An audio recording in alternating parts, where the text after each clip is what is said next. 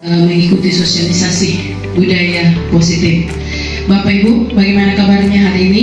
Alhamdulillah, sehat luar biasa. Alhamdulillah. Semangat itu yang perlu. Kalau tidak ada semangat, kita tidak bisa jalan. Oke Bapak Ibu yang saya hormati, agenda saya hari ini yaitu bagaimana mensosialisasikan tentang budaya positif di sekolah. Budaya yang berkaitan dengan penerapan disiplin positif. Sebelum masuk di sana Bapak Ibu ke sana,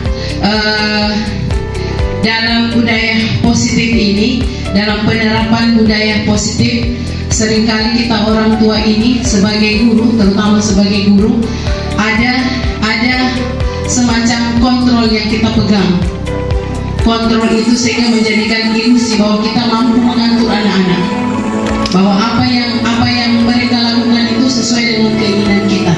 Dan sesungguhnya siswa itu atau murid itu adalah manusia yang merdeka, yang punya keinginan dan punya kemerdekaan untuk berbuat. Bukan berarti berbuat dengan seenaknya, tetap ada aturan-aturan yang berlaku. Nah, berdasarkan itu nanti ada yang namanya teori kontrol oleh Dr. William, bahwa ilusi kita guru ini adalah sebagai pengontrol murid. Ini yang selalu ada sama diri kita, bahwa apa yang kita lakukan itu selalu kita paksakan sama murid, bahwa mereka harus jadi ini, seperti itu. Pada dasarnya kita tidak dapat memaksa murid untuk berbuat sesuatu. Terkadang kan kita paksakan, kamu harus jadi ini, kamu seperti ini. Padahal sebenarnya terkadang ada murid yang mengizinkan dia dikontrol, ada tidak. Sama dengan kita ketika kita menggenggam tangan kita, bahwa tidak ada orang lain yang bisa memaksa kita untuk membuka genggaman ini kecuali diri kita sendiri. Jadi itu yang harus kita maksudnya pelan-pelan kita ilusi kita guru sebagai pengontrol. Berikutnya ada ilusi kedua, memberikan penguatan positif, efektif dan bermanfaat. Ada bujukan. Sebagai bentuk kontrol itu adalah memberikan bujukan. Bagaimana siswa itu mau berbuat. Jadi kita mempengaruhi murid untuk bagaimana berperilaku. Berikutnya kontrol yang ketiga adalah ini, mengkritik dan membuat merasa bersalah. Dan ini yang memang banyak-banyak kita lakukan. Bagian dari kontrol itu, bahwa kita selalu mengkritik siswa berbuat salah sehingga menjadikan mereka menjadi identitas yang gagal, siswa yang gagal, dan mereka merasa bersalah dan merasa buruk di mata orang lain. Kemudian ilusi yang keempat, bahwa kita orang dewasa, orang tua, guru biasanya memiliki hak untuk memaksa. Kau harus seperti ini, kau jadi ini, gitu. Pokoknya saya tidak mau tahu, kau harus seperti ini. Inilah yang ilusi-ilusi ini yang harus kita. Jadi kita tidak bisa memberikan kepercayaan bahwa siswa itu mampu berbuat dan bertanggung jawab atas dirinya sendiri. Itu ilusi daripada teori kontrol. Berangkat dari situ Bapak Ibu, ini ada paradigma. Bagaimana kita mengubah paradigma respon kita dari teori stimulus menjadi teori kontrol. Dalam stimulus respon, kita selalu punya prinsip bahwa kebutuhan kita sama. Pada sesungguhnya kebutuhan setiap orang itu berbeda, termasuk murid. Berikutnya, semua orang melihat hal yang sama. Dalam stimulus dari teori kontrol itu, bahwa seseorang itu memiliki gambaran yang berbeda untuk setiap orang. Kemudian dalam stimulus respon, banyak-banyak kita sebenarnya biasa mengarah ke stimulus respon ini, mencoba mengubah pandangan orang lain agar sama dengan kita. Gitu. Sementara dalam dari teori kontrol itu, kita selalu berusaha memahami bahwa setiap orang itu berbeda. Kemudian kalau dalam stimulus respon, perilaku buruk itu dilihat sebagai suatu kesalahan. Sementara dalam teori kontrol, setiap perilaku, termasuk perilaku negatif itu tentu ada alasan, ada tujuan yang mereka. Makanya kita sering-sering tanya, Nana, apa sebenarnya alasannya? Ada sebenarnya alasan. Kenapa kamu lompat pagar misalnya? Bu, saya takut dihukum. Dan itu memang alasan mereka seperti itu. Kemudian dalam stimulus respon orang lain bisa mengontrol. Tapi kalau dalam teori kontrol tidak bisa ada orang lain yang mengontrol dia kecuali diri sendiri. Sama seperti tadi itu. Jadi tidak bisa orang mempengaruhi kita. Kemudian sama, tidak bisa orang lain mengontrol. Kemudian kalau dalam stimulus respon ada pemaksaan di situ yang terjadi. Sementara dalam kolaborasi, kalau dalam teori kontrol itu dibutuhkan kerjasama. Termasuk siswa yang gagal itu dibutuhkan kerjasamanya. Kemudian kalau dalam stimulus respon ada mode berpikir menang kalah. Pasti ada yang menang, ada yang merasa menang, ada yang kalah. Tapi kalau dalam teori kontrol kita berpikir tentang menang. Sekarang Bapak Ibu berangkat dari situ, kita masuk pada disiplin positif. Kira-kira apa di benak Bapak Ibu tentang apa terbaik di benak kita tentang disiplin? Kalau disiplin itu menurut Bapak Ibu tepat waktu. Lagi dalam disiplin itu menurut pemahaman kita bahwa disiplin kita itu apa? Menurut kita tepat waktu. Apalagi bertanggung jawab. Bahwa disiplin itu harus dilakukan. Ada aturan yang berlaku. Itu kata disiplin itu yang ada di benak kita. Nah sekarang aturannya disiplin bagian kita kaitkan disiplin itu ini bahwa kebanyakan orang menghubungkan kata disiplin itu dengan kata tertib, ya kan, kepatuhan pada aturan, dan kata disiplin sering dihubungkan dengan hukuman. Ketika melanggar aturan, ketika melanggar disiplin, ada hukuman yang diberikan kepada yang melanggar, ya kan. Padahal sesungguhnya disiplin tidak harus dengan memberikan hukuman. Dan ini yang memang harus kita merubah paradigma berpikir kita. Menarik ini Bapak Ibu sebenarnya materinya ini, bagaimana hukuman itu merupakan alternatif terakhir atau bahkan kita tidak gunakan sama sekali. Tapi bukan berarti anak-anak kita biarkan begitu saja. Tetap ada nanti yang namanya konsekuensi atau bentuk tanggung jawab dia bagaimana menyelesaikan masalah. Berikutnya, menurut Ki Hajar Dewantara, bahwa berangkat dari disiplin itu adalah dari kemerdekaan.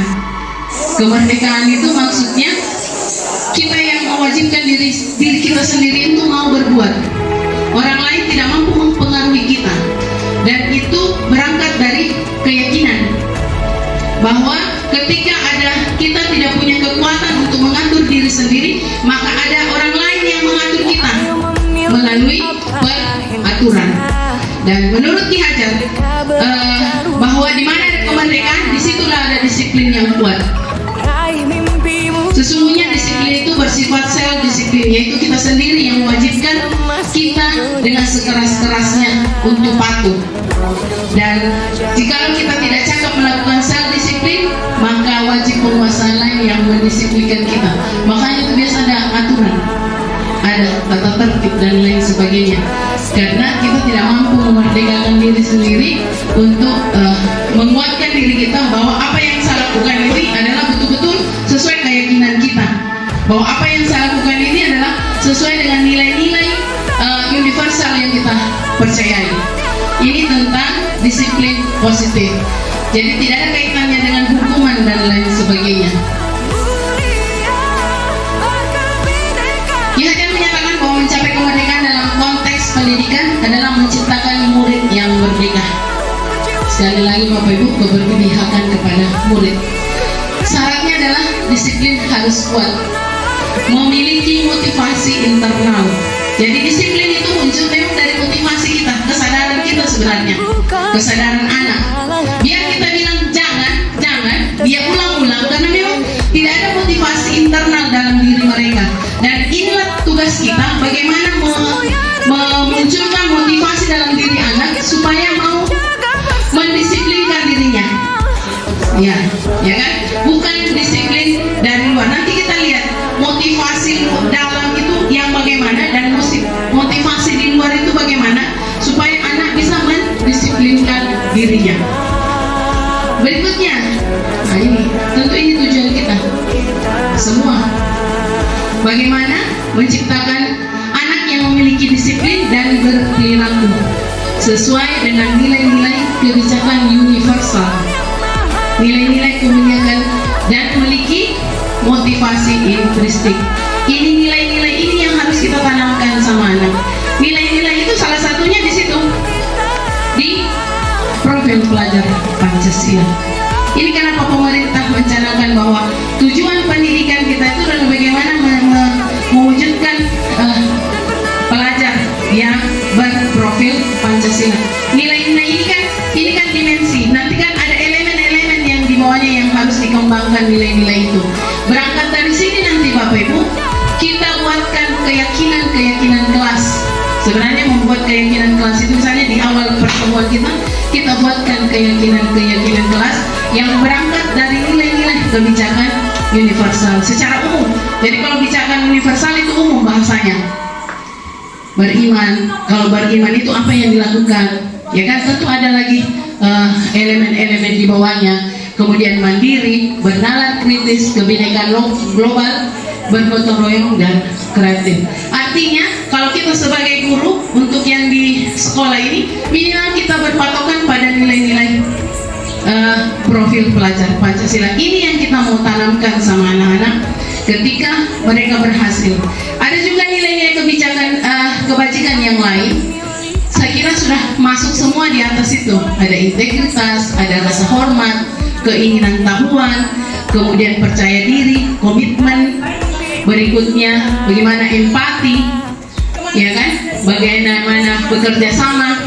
Ini yang harus kita tanamkan Bapak Ibu. Dan ini yang kita mau gali dari anak sehingga dia percaya bahwa ternyata dengan bekerja sama, mengembangkan nilai kerjasama, saya tidak menyakiti teman, dengan menghargai teman saya tidak menyakiti teman. Seperti itu. Dengan empati atau dan lain sebagainya, ini sehingga nilai itu betul-betul tertanam bersama siswa. Ini ada beberapa kebijakan universal yang saya coba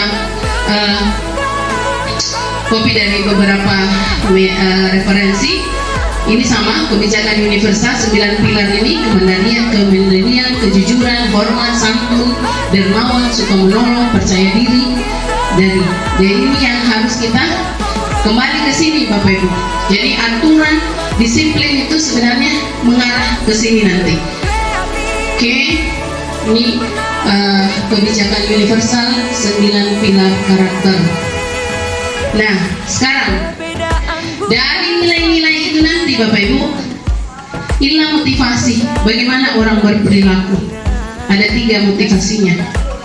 Bagaimana motivasi perilaku menghindari ketidaknyamanan, hukuman.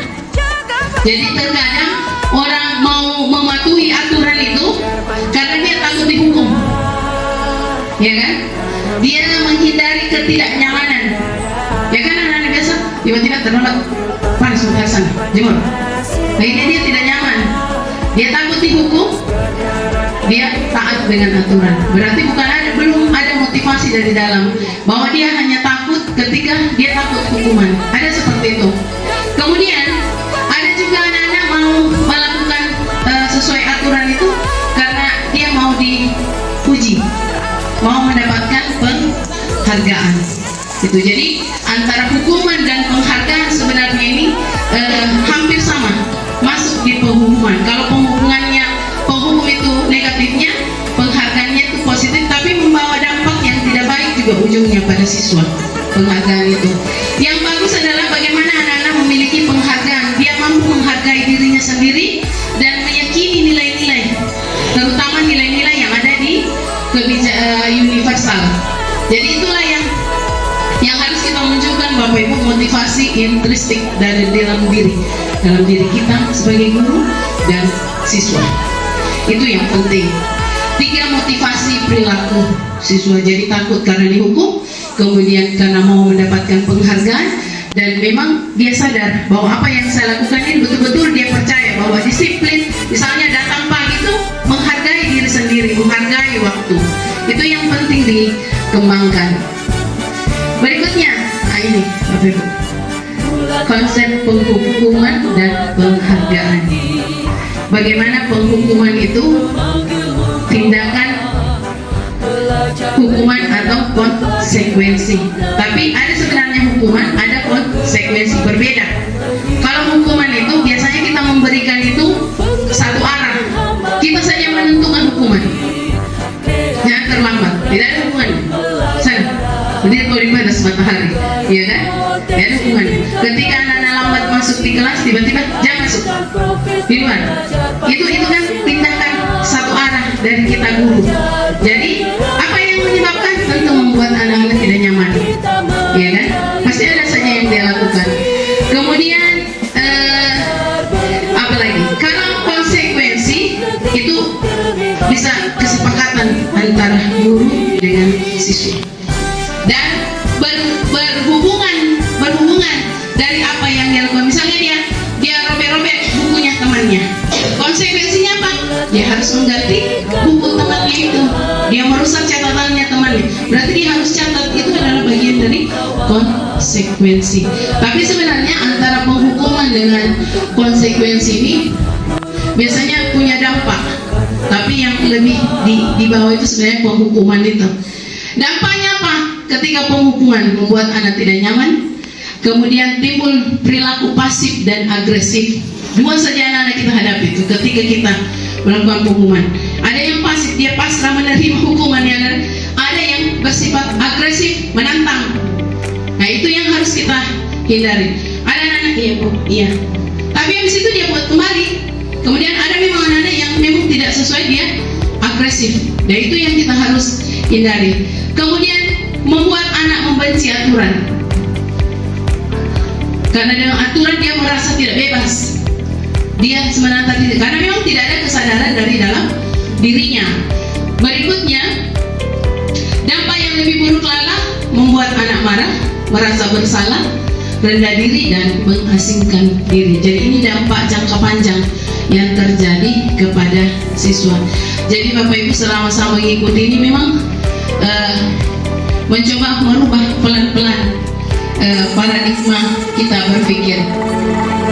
Kemudian untuk penghargaan tindakan diberikan pada anak sebagai apresiasi dari apa yang mereka lakukan secara positif dalam pujian dan pemberian hadiah. Bapak Ibu, penghargaan juga bisa memberikan dampak. Anak-anak nanti tergantung, kalau dia tidak dihargai, tidak diberikan penghargaan, tidak mau lagi berbuat, ya kan, semacam kita bertenda-tenda, habis itu dia lupa, tidak lagi. Ketika kita tidak memberikan pujian dan lain sebagainya hadiah, dia akan berbuat lagi. Penghargaan merupakan kontrol, jadi itu bagian dari kontrol, motivasi diri. Penghargaan juga dapat menghancurkan potensi pembelajaran. Penghargaan juga dapat merusak hubungan, karena ada anak yang lain merasa iri. Dia terus saja dipuji, iya kan? Nah, jadi merasa, jadi anak-anak yang tidak mendapat penghargaan, kalau begitu tidak usah saya berbuat, karena dia terus saja. Nah, itu negatifnya ketika penghargaan, dan menciptakan persaingan yang tidak sehat dalam kelas. Termasuk Bapak Ibu sebenarnya makanya tidak ditiadakan untuk pemeringkatan. Iya, kenapa tidak ada peringkat itu dalam KTSP dan Merdeka Belajar ini? Karena ini supaya tidak menimbulkan rasa iri dan rasa rendah diri anak-anak yang lain. Oh, ternyata saya peringkat terakhir, apalagi itu di kelas. Kamu itu sudah di peringkat. Jadi mematikan potensi anak. Jadi dia merasa kalau dia tidak bisa bangkit, tentu dia terpuruk terus karena dahsyatnya penghargaan itu. Oke, berikutnya Bapak Ibu. Nah, ini bagaimana melakukan hukuman, bagaimana apa langkah yang seharusnya kita lakukan antara hukuman, konsekuensi, dan restitusi.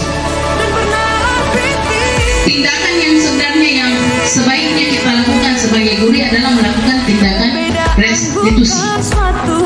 Jadi dalam menjalankan peraturan keyakinan kelas, bila ada suatu pelanggaran, tentunya harus pelanggaran itu memang terjadi. Kemudian untuk itu meninjau ulang tindakan penegakan peraturan dan keyakinan kelas terhadap pelanggaran yang umumnya berbentuk hukuman dan konsekuensi. Ini yang selama ini kita lakukan, hukuman atau konsekuensi. Dalam menjalankan aturan, yang kita lakukan adalah tindakan restitusi. Apa itu restitusi? Menciptakan kondisi bagi murid untuk memperbaiki kesalahannya dengan tidak menjudge dia kesalahannya, tapi kita bangun karakternya, kita kuatkan karakternya dengan cara mencari solusinya. Bukan berarti kita biarkan, ada solusi, kita tanya alasannya kenapa dia berbuat seperti itu, kemudian dari alasan itu kira-kira bagaimana cara pemecahannya, dan kita kuatkan keyakinannya bisa tidak berubah. Nilai apa yang harus dia percaya dengan tadi itu, nilai-nilai kebajikan itu. Makanya Bapak Ibu harus ada keyakinan kelas yang kita bentuk, sehingga keyakinan kan kalau di kelas itu ada aturan sebenarnya, peraturan, tapi peraturan yang kita buat itu dalam bentuk negatif. Kenapa negatif? Dilarang makan, tidak boleh terlambat, hilang tidaknya tinggal terlambatnya yang muncul. Itu kan yang negatif. Membuat keyakinan kelas itu harus menggunakan kata-kata positif. Datang tepat waktu, menjaga ketertiban di kelas. Sebab itu yang kita bangun nanti Bapak Ibu, dibuatkan keyakinan kelas. Jadi anak-anak tidak ada kesan negatifnya yang muncul. Ini untuk restitusi. Nah sekarang, bagaimana sebelum kita bahas tentang restitusi, kita bahas dulu perbedaannya untuk yang hukuman. Kalau tadi kan sudah kita bahas tentang penghukuman itu, perilaku agresif terjadi, kemudian konsep diri anak itu jadi buruk karena dia merasa bersalah dan lain sebagainya. Kemudian hukuman itu kan negatif, modenya mode paksaan, bahwa harus kau lakukan seperti itu. Awas memang kalau kau tidak lakukan, saya ini. Betul. Jadi itu mode paksaan terhadap siswa. Sekarang kalau konsekuensi seperti ini, artinya lebih di atas tingkatannya dari hukuman, karena masih terjadi dua arah kesepakatan antara murid dengan siswa, tapi tetap ada ketidaknyamanan dari siswa yang muncul.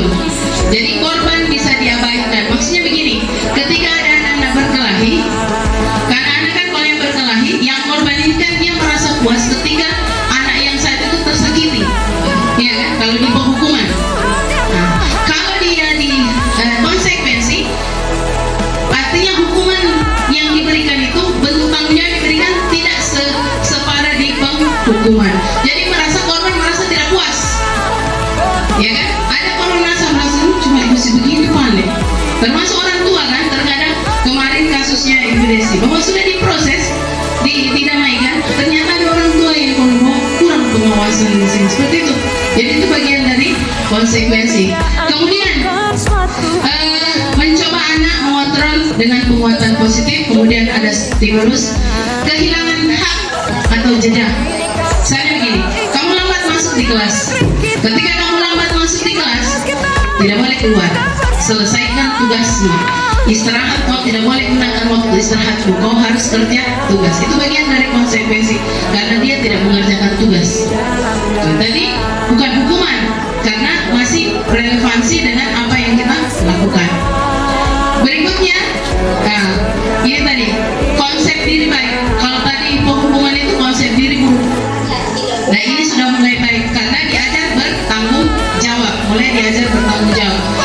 Ya, jadi ada solusi. Walaupun solusinya itu hanya dalam bentuk penghukuman secara halus sebenarnya kalau konsekuensi itu. Ya, kalau itu untuk konsekuensi.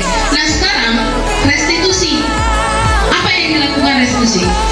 Pilihan yang bisa mengatasi kegagalan anak. Insya Allah kalau kita ingin kita lakukan seterus menerus, artinya memang siswa tidak langsung mau berubah tanpa ada kesadaran. Jadi itulah yang harus kita ulang-ulang dengan menghilangkan hukuman dan konsekuensi secara pelan-pelan melalui restitusi. Restitusi menguatkan anak dalam jangka panjang. Jadi anak mendapatkan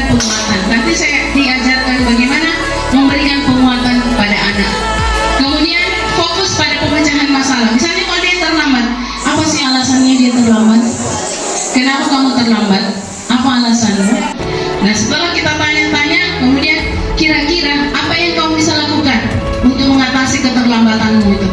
Kemudian habis itu baru kita bikin keyakinannya, kita kuatkan keyakinannya. Itu nanti ada yang namanya di segitiga restitusi. Bagaimana kita menguatkan identitas anak, kemudian kita validasi kesalahannya dan menanyakan keyakinan. Oke, ini yang saya bilang keyakinan Bapak Ibu. Awalnya itu keyakinan kelas dulu harus kita buat. Iya, kesepakatan dari aturan yang negatif, yang berbunyi negatif itu kita rubah menjadi positif itu. Dan itu ditempel. Anak-anak diberikan kesempatan untuk membuat semacam chatbox itu, silakan ditempel. Kemudian setelah disepakati, tanda tangan, suruh tanda tangan anak-anak.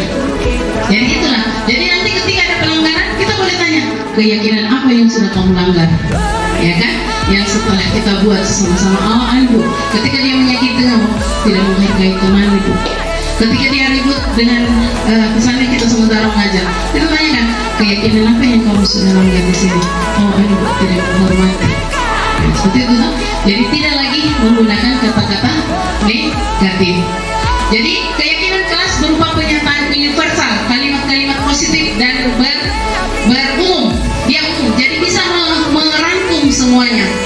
Berikutnya dapat ditinjau sekali-sekali dari waktu ke waktu. Kalau misalnya ada kesepakatan itu, ada keyakinan itu yang memang belum relevan, ya. Untuk keyakinan, nah sekarang Bapak Ibu, bagaimana bisa kita melakukan restitusi untuk memecahkan masalah peserta didik? Kita harus bisa memahami kebutuhan dasarnya. Kebutuhan dasar manusia ada 5. Yang pertama, kebutuhan bertahan hidup. Ketika anak-anak masuk terlambat, kenapa saya masuk terlambat? Makan Bu, lapar saya Bu. Berarti ada kebutuhan bertahan hidupnya yang harus kita penuhi. Dan itu bukan berarti kita lakukan pembiaran. Kita berikan dia masukan bahwa memang kebutuhan itu, makan itu pokok, penting. Karena kalau ibu mau bilang tanpa logistik logika tidak bisa jalan. Tapi bisa diatur waktunya supaya semua bisa jalan. Memang kebutuhan seperti itu. Kebutuhan, ada kebutuhan rasa kasih sayang. Biasa kita dapatkan di kelas, anak-anak tidak nyaman di kelas, tidak mampu dia bergabung di situ. Ada kebutuhan yang mau diterima oleh kelompok itu dia tidak terpenuhi, sehingga dia merasa saya diabaikan di kelas itu. Bu, saya tidak suka teman-temanku karena dia tidak terima saya. Memang ada kebutuhan rasa kasih sayang itu yang tidak dipenuhi. Berikutnya ada kebutuhan kesenangan. Melihat kesalahan anak itu berdasarkan kebutuhannya itu bisa dengan mudah kita bisa selesaikan. Contoh misalnya, ada anak-anak mengganggu temannya, dia ganggu-ganggu, dia suka cukai-cukai begini. Ditanya itu, apa kau lakukan? Tidak Bu, merasa senang saja dia kalau temannya menderita. Gitu. Jadi itu berarti ada kebutuhan dia mencari kesenangan, tapi dengan mengganggu, dengan berbuat yang negatif, mengganggu temannya. Ada kebutuhan kesenangan yang mau dipenuhi. Kenapa tidak masuk? Saya duduk-duduk di anjungan Bu, tidak ke sekolah. Kenapa seperti itu? Karena memang ini kebutuhan kesenangan ini yang mau dia penuhi, tapi dengan cara yang negatif. Dan inilah yang harus kita benarkan. Kemudian ada kebutuhan kebebasan. Ada anak-anak belajar, kita belajar, dia keluar. Jadi dia, kau tidak suka dengan saya? Bukan persoalan tidak suka sebenarnya, karena ada kebutuhan kebebasan, dia mau merdeka. Kemudian ada kebutuhan penguatan. Yang mana kebutuhan penguatan? Anak-anak yang penguasaan itu, anak-anak yang berprestasi itu, yang sedikit-sedikit, siapa? Saya Bu. Nah, itu anak-anak yang kebutuhan penguasaannya itu harus dipenuhi, yang punya ambisi, yang punya berprestasi itu sedikit-sedikit dia tampil. Nah, itu ada kebutuhan penguasaan yang harus dipenuhi, dan itu harus difasilitasi. Kalau berdasarkan ini kita merestitusi anak, kita pahami dulu kebutuhannya. Apa sih sebenarnya yang mendasari anak? Karena pasti ada kebutuhan yang berbeda yang terjadi di setiap anak. Berikutnya, nah ini yang kita harus pahami, bagaimana posisi kontrol kita.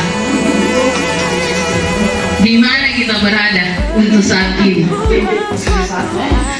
Artinya posisi terendah adalah kita sebagai penghukum, pembuat merasa bersalah, bermain di situ kita. Tidak, kalau penghukum ini, kau ini sudah berkali dikasih tahu tidak ada, awas memang. Nah, itu adalah penghukum, menghardik dengan suara besar dan lain sebagainya, itu posisi penghukum. Kalau teman gini, apa sekali karena kenapa sekali kau ini selalu saja, maksudnya lemah di tengah-tengah, maksudnya akhirnya orang dia merasa bersalah, iya. Tapi itu membuat dampak negatif bagi anak, buat merasa bersalah. Kalau teman seperti ini, kalau teman itu juga posisinya sebenarnya ada bagusnya, ada tidak bagusnya. Kenapa saya bilang tidak bagus? Karena anak itu nanti tergantung dengan kita. Contoh misalnya perempuan, ayolah, saya bantu kau, saya antar kau di sini. Jadi tidak mampu memecahkan masalah anak, karena harus dituntun terus dia. Saya bantu kau. Itu posisi kita sebagai teman.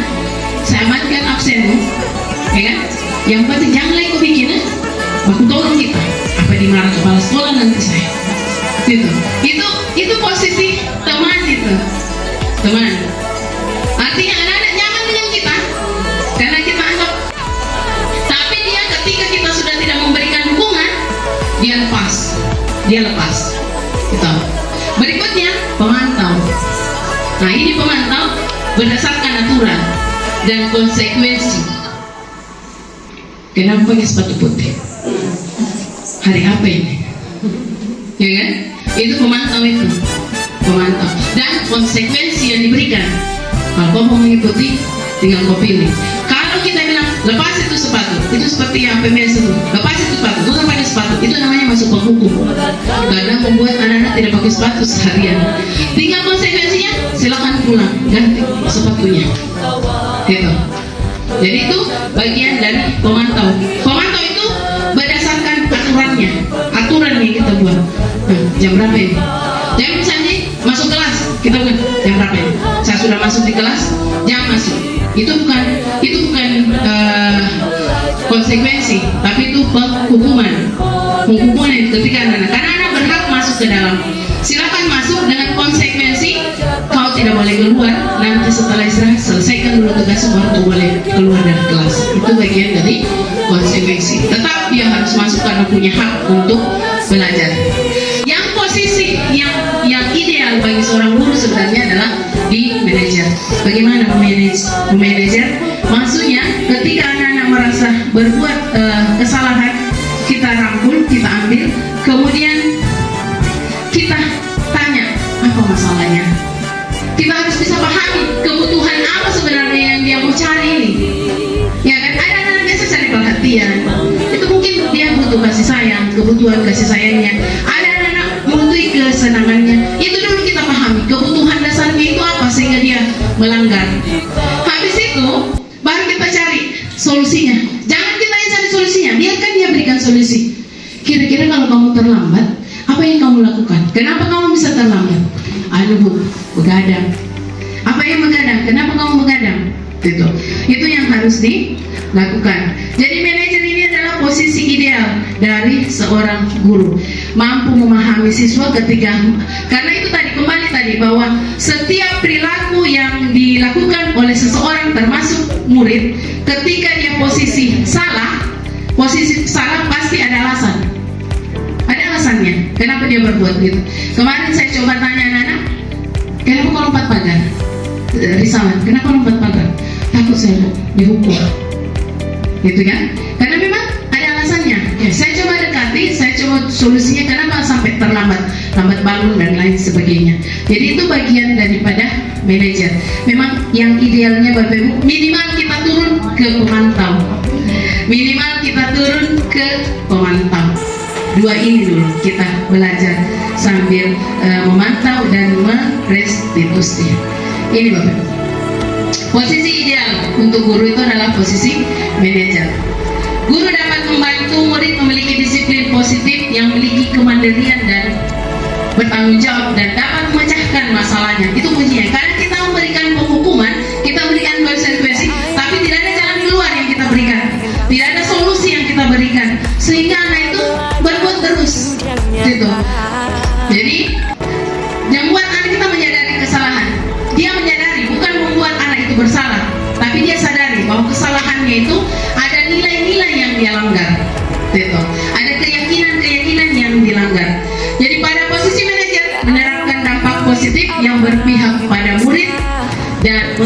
memerdekakan murid. Jadi ketika merdeka bukan berarti anak-anak kebablasan, karena tetap ada nilai-nilai yang harus dipatuhi, ada keyakinan-keyakinan yang harus dipatuhi dan berasal dari motivasi intrinstiknya.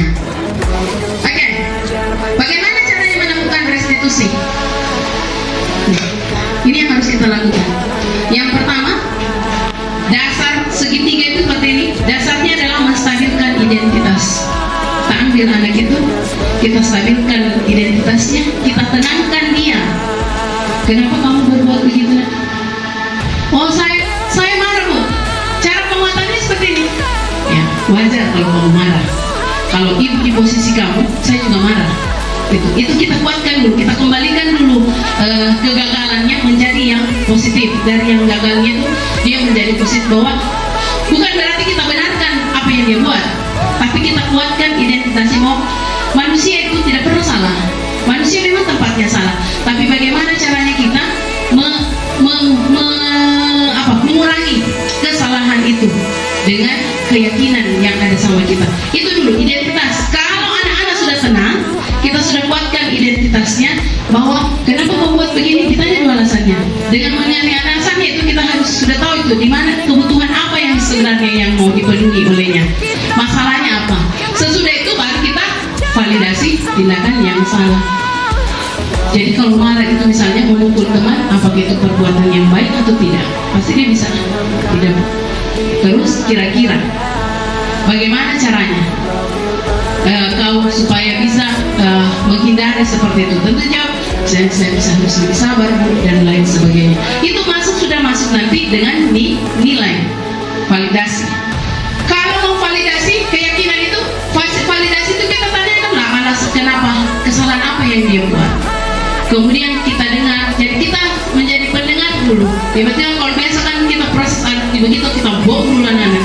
Habis itu baru kita tanya. Nah, itu yang tidak berikan kesempatan pada siswa. Berikutnya baru kita tanyakan keyakinannya. Kira-kira dari misalnya sikap yang kamu lakukan ini, keyakinan apa yang sudah kamu langgar? Dengan kesepakatan nilai-nilai yang keyakinan yang sudah kita buat itu, apa yang kamu langgar? Oh, ini, Bu. Nah, sekarang bagaimana mengatasi masalah emosi? Karena anak-anak emosinya bagaimana? Biarkan dia sendiri berpikir untuk menyelesaikan masalahnya. Kemudian tetap kita bantu mengarahkan. Itu. Jadi berikutnya menanyakan keyakinan. Kira-kira misalnya kalau keyakinan ini yang kamu langgar bisa tidak dirubah? Pasti jawab bisa. Artinya secara teori seperti itu. Bagaimana caranya kita melakukan pendekatan anak, meyakinkan dia bahwa apa nilai-nilai yang dia yakini itu berasal dari dalam dirinya, bisa dia jalankan dengan tanggung jawab. Mulai kapan? Kita tentu harus kira-kira mulai kapan bisa menjalankan keyakinan itu. Ya kalau dia bilang besok, oke. Kalau besok saya mau lihat dulu, ibu mau lihat dulu, dan kita yakin misalnya gini. Kalau saya biasa seperti anak, saya ini mau bisa lakukan ini, pelan-pelan melakukan perubahan, ya kan? Artinya ini, memang kerja berat guru. Tapi jangan hari ini dikasih tahu, besok dia bikin lagi dengan persoalan yang sama. Yaitulah yang namanya anak ketika belum ada kesadaran dari dalam dirinya, dan itu yang harus dibangun. Jadi mulai dari lingkungan terkecil, kelas kita bentuk, mau wali kelas, mau guru mata pelajaran, kita bangun dulu kesepakatan melalui keyakinan kelas. Jadi itu intinya, kita rubah peraturan-peraturan yang negatif menjadi peraturan yang positif. Gitu. Jadi tadi menstabilkan identitas, mengubah anak gagal menjadi sukses dengan menanyakan pelanggaran adalah alasan, kemudian untuk memenuhi kebutuhannya apa. Anak itu adalah mencari perhatian, kan? Terkadang mencari perhatian. Tugas kita sebagai pendidik adalah menguatkan identitas mereka. Seperti itu ada caranya. Kita kuatkan dulu. Kalau kata anunya itu ditenangkan dulu. Kita ambil dulu hatinya. Kalau dia sudah tenang, baru kita validasi kesalahannya. Setelah dia tenang, baru kita validasi kesalahannya. Apa yang mendasari dia melakukan tindakan itu, ya kan? Kemudian alasan apa, mengapa, dan kebutuhan apa yang sebenarnya berdasarkan 5 kebutuhan tadi itu Bapak Ibu. Berikutnya nanyakan keyakinan. Jadi kita hubungkan dengan nilai-nilai keyakinan yang sudah, nilai kebajikan universal yang sudah kita sepakati bersama, sehingga mencoba memunculkan motivasi intrinstiknya mana gitu ya. Oke. Bapak Ibu terima kasih. Barangkali melalui ini kita bisa diskusi. Ada 1-2 orang pertanyaan. Artinya dengan pertanyaan ini kita bisa sharing. Siapa tahu bisa menjadi bahan referensi kita semua. Ada yang mau ditanyakan Bapak Ibu? Silakan. Oke, silakan. Materinya apa? Saya dulu sekali ada beberapa yang dibuat atau disampaikan misalnya bahwa serta di itu akan itu pertanyaan penting kita mengajar objeknya seperti apa kan ya mungkin ini bisa dijelaskan juga ketika mereka tidak menjadikan objek mungkin dijadikan subjek. Kalau mereka dijadikan subjek berarti posisi hak dan strata guru dan peserta didik itu kalau mereka tahu bisa dia tahu bisa mereka tahu bahwa saya juga subjek, saya juga berhak misalnya mengkritik guru saya sebagaimana guru saya misalnya ada hal-hal yang mungkin tidak enak dia sampaikan karena misalnya posisinya tidak sebagai objek misalnya gitu. Nah bagaimana misalnya begini, kemarin ada contoh, bukan contoh, kejadian malah yang ketika guru agama yang dipolisikan gara-gara mendisiplinkan anaknya yang saya merasa mungkin ada perasaan seperti itu, mereka memiliki hak juga untuk menjadikan dirinya sebagai sebagai subjek mungkin, atau mungkin saya keliru menanggapi itu. Nah dalam hal ini saya ingin bertanya soal terkait dengan supaya apalagi dengan materi tadi itu saya pikir luar biasa, ternyata kita ini sebanyak kurang sekali kalau dilihat dari model-model bagaimana kita memvalidasi apa semua itu. Itu saja yang saya tanyakan, bagaimana kita bisa menanti sebagai guru ini ya, karena memang kita rata-rata ya minimal kita punya mindset, kita lebih paham dari mereka. Misalnya kan kita posisinya pendidik. Nah ya oke, itu saya tanyakan dulu. Sedikit. Silakan. Saran dari saya pertanyaan. Boleh di ke bawah sedikit dulu di poin. Iya, turun ke bawah. Ini. Memang berbicara budaya tidak hanya di lingkungan sekolah, betul? Kita kembali lagi ke masyarakat. Dari beberapa slide di atas tadi mungkin kalimat yang pas atau kata kunci yang pas untuk kita pegang adalah kebutuhan dasar manusia. Cuma kan tidak ada kebutuhan dasar siswa atau kemudian di slide ke bawah lagi ya posisi kontrol guru. Menarik sekali Bu, barangkali perlu kita sosialisasikan dengan teman-teman yang lain sehingga kita semua guru yang berada di SMA Negeri 1 Banawa paham dengan apa yang materi yang disampaikan oleh Ibu Haja tadi. Kemudian kedepannya mungkin Bu bisa juga kita sosialisasikan dengan orang tua siswa sehingga feedbacknya ada juga dari sekolah ke orang tua siswa, karena kan sering terjadi apa yang kita lihat di media sosial tuh, mulai dari antara siswa dengan siswa, guru dengan siswa, orang tua dengan guru, itu semua yang mampu menjadi penengah di poin-poin itu tadi. Terima kasih, saya bukan pertanyaan. Oke, pertanyaannya artinya saya cuma baru belajar juga ini Pak Wadi tentang objek, bahwa siswa itu objek. Bapak Ibu sesuai filosofi KHD bahwa siswa itu adalah manusia yang merdeka.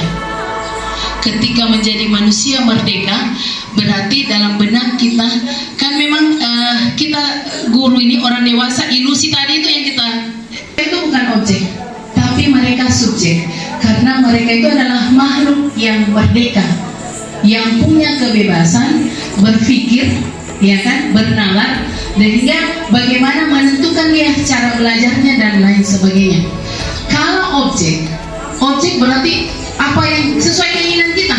Sementara kita guru ini dalam filosofi KHD bahwa kita tidak menuntut, tapi kita menuntun. Ketika kita menuntun berarti ada kesejajaran antara kita guru dengan siswa.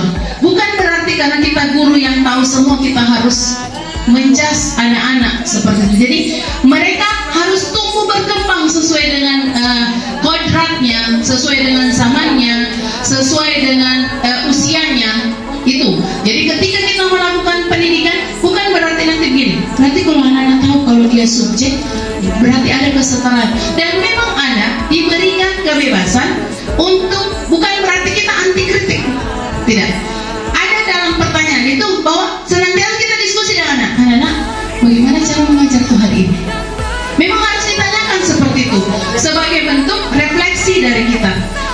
Dalam pendidikan itu sebenarnya kalau menurut saya, bahwa yang terjadi antara guru dengan siswa itu adalah kolaborasi, kerjasama. Jadi tidak ada merasa yang lebih. Boleh jadi nanti kita belajar dari siswa.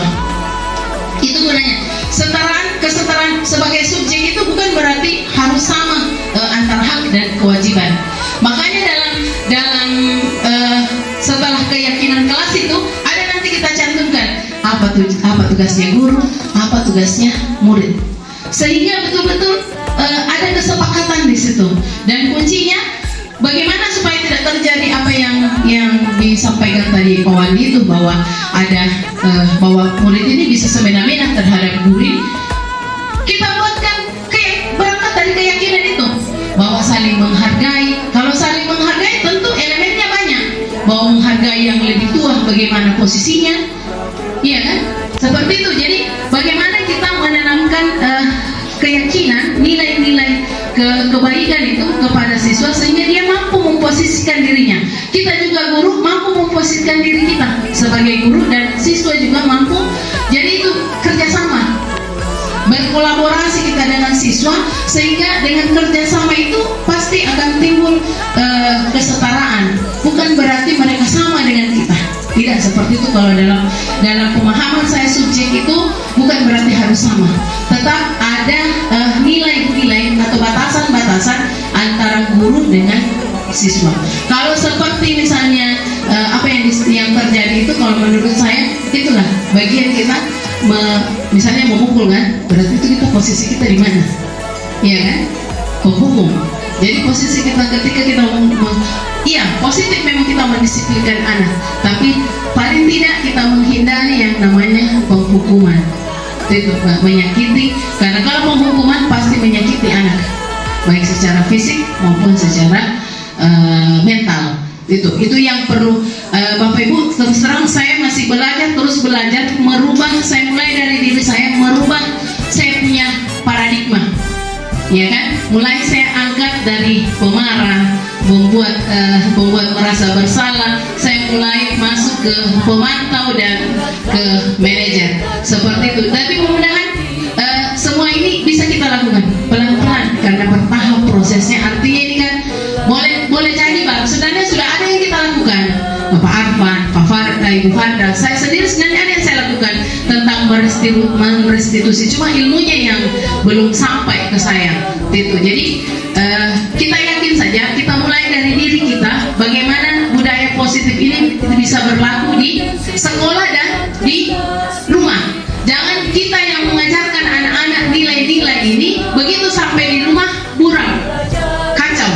Nah memang Pak Ahmad disarankan ada kolaborasi antara sekolah dengan orang tua.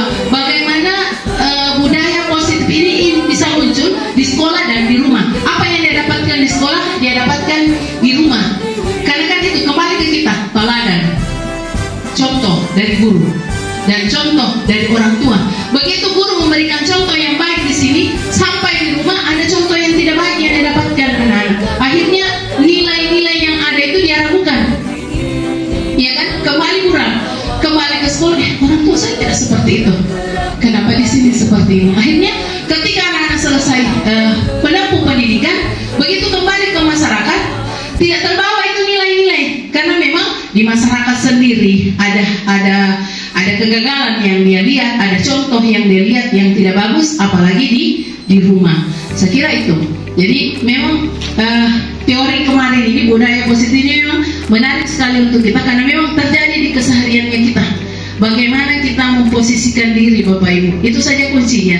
Tinggal Bapak Ibu saja memaknai tentang posisi kontrol kita itu di mana. Artinya pelan-pelan naik. Saya lihat teman-teman saya lihat sudah mulai ada masuk ke situ. Saya lihat terutama ini kebutuhan ini dulu kita pahami anak-anak, kemudian dengan kebutuhan itu kadang ya kenapa rokok? Ya itulah, tentu ada kebutuhannya yang memang kemarin saya sampaikan. Saya tahu kau perokok, ya kan? Tapi kan di mana tempatnya itu menempatkan sesuatu itu yang, nah itu yang tinggal kita kuatkan seperti itu. Saya kira itu Bapak Ibu. Kalau sudah tidak ada pertanyaan, yang sedikit. Oke. Terjadi dengan kita begini. Secara umum saja nih. Bagaimana kira-kira ini kan kita masih juga pegang kayu. Pegang kayu biasanya. Bagaimana menurut pandangan mungkin bisa memberikan pandangan nanti jika misalnya ada kawan-kawan guru, termasuk saya sendiri biasa bawa kayu karena saya sempat disampaikan juga bahwa ketika kita mengarahkan anak dengan kayu itu sebenarnya tidak boleh karena ada di kayu itu ada tekanan kepada peserta didik. Nah, padahal belum tentu saya mau pukul ini. Nah, itu yang saya pertanyakan bahwa misalnya kita pegang kayu, tapi anak-anak itu tertekan. Nah, bagaimana kalau ini saya kira-kira apa itu kita memegang kayu dalam lingkungan ini, walaupun belum apakah itu masuk dalam kategori pantas dengan tidak pantas kita membawa kayu di sekolah itu, supaya begini kalau memang itu kita kita ambil sebagai tidak pantas, tidak usah pakai kayu. Kalau mau ambil jalan saja mungkin dengan arahan. Kalau memang itu masih pantas misalnya untuk sebagai apa sebenarnya keresahan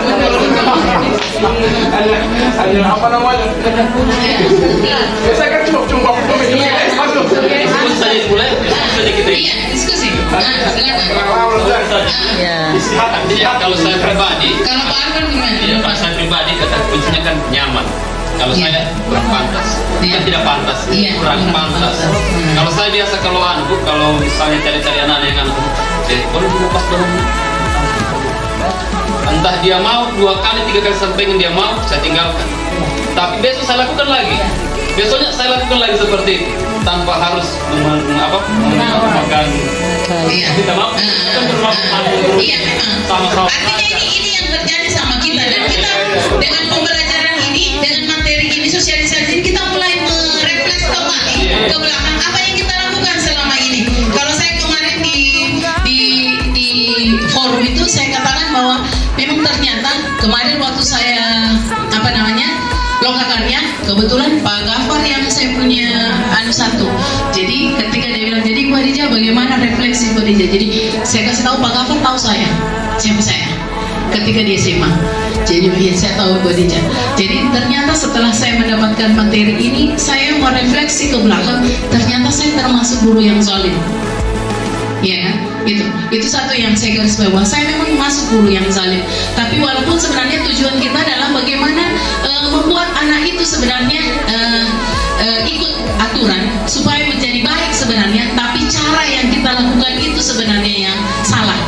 Ya, tujuan kita sebenarnya benar, tapi cara yang kita gunakan seperti Pak Anwar bilang tadi, ketika bawa-bawa yang menguatkan kita itu sebenarnya membuat anak tidak nyaman. Jadi anak sholat cuma karena takut untuk dipukul dan lain sebagainya.